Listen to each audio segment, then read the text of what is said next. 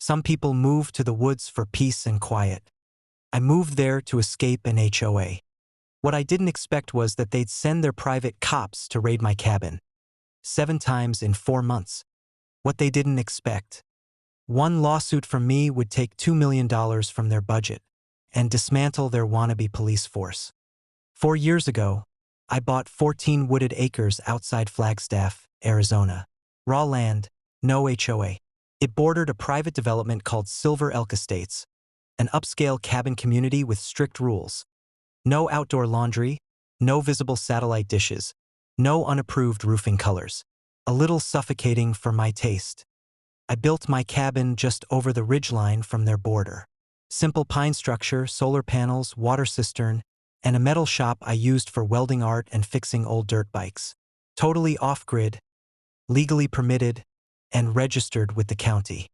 For the first year, things were fine, until I refused to sell them a strip of my land, a 20-foot easement they wanted for a community hiking trail. I said no, twice. That's when the trouble began. It started with noise complaints. Generator too loud. Improper welding activity. Suspicious fire smoke. But I had no neighbors within 500 feet. And none of this was illegal. Then came the first inspection.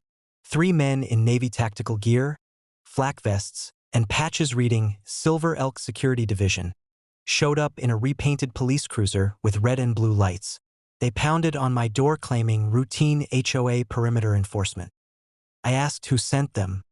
They said the Silver Elk enforcement officer had received reports of illegal construction.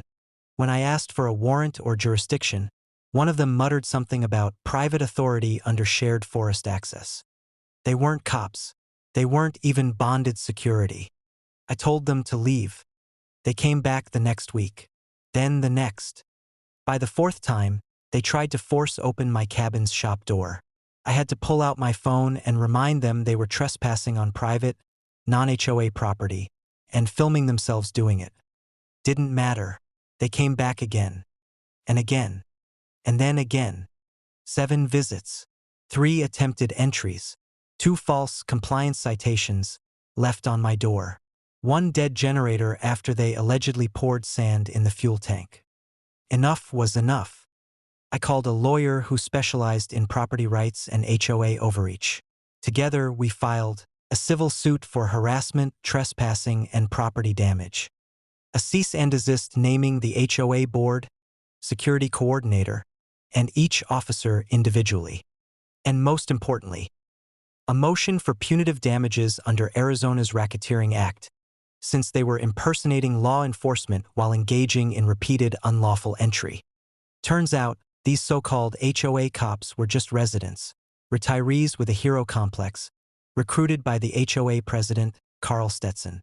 None had licenses. None were registered.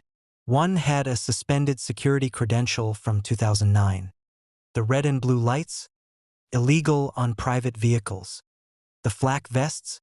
Unlawfully labeled enforcement. The fake citations? Printed at the clubhouse from a code violation template Carl downloaded from a prepper website. Once the sheriff's office got involved, it was over. 6 months later, a judge handed down the verdict. $2.1 million in damages and legal fees, paid from the HOA's reserve fund. Carl was removed and banned from any future HOA leadership roles statewide. The entire Silver Elk Security Division was disbanded. HOA members saw their annual dues triple overnight to cover the fallout. And I got a public apology, a lifetime restraining order, and the cleanest property title in the county. But the best part? I took part of my settlement and donated it to the local fire department and rural broadband fund.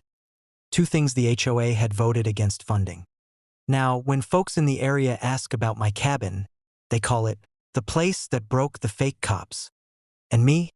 I sit on my porch, sip my coffee, weld in peace, and sleep soundly knowing the only patrol out here is the wind through the pines.